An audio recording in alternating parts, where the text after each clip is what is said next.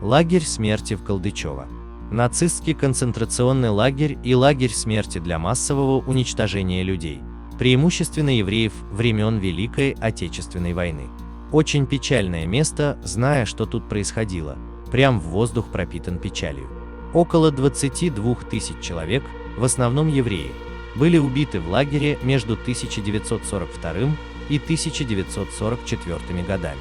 Охраняли лагерь белорусские полицаи под командованием Стефанюка и его заместителей Николая Калька и Сергея Бабко. Сотни людей сжигали заживо. Концентрационный лагерь Колдычево был создан в начале лета 1942 года примерно в 18 километрах от Барановичей, в деревне Колдычево, на дороге в Новогрудок, в оккупированной немцами Западной Белоруссии. Один из бывших узников описал это как печальную коллекцию бетонных зданий и переработанных сельскохозяйственных угодий с полуразрушенными амбарами, киосками для животных и навесами для инструментов, разделенными бесконечным забором из колючей проволоки, чтобы создать временную тюрьму. Лагерь использовался для заключения евреев из Городища, Дятлова, Новогрудка, Столбцов и Барановичей, а также советских военнопленных, польских и белорусских партизан.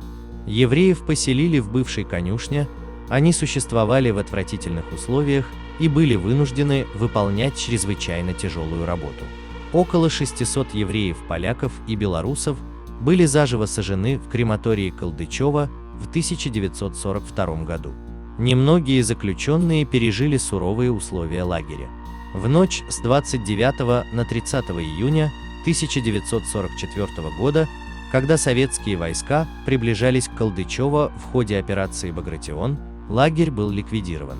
2000 оставшихся заключенных были уничтожены посредством расстрела в яме под насыпью. Еще 300 были эвакуированы в Германию.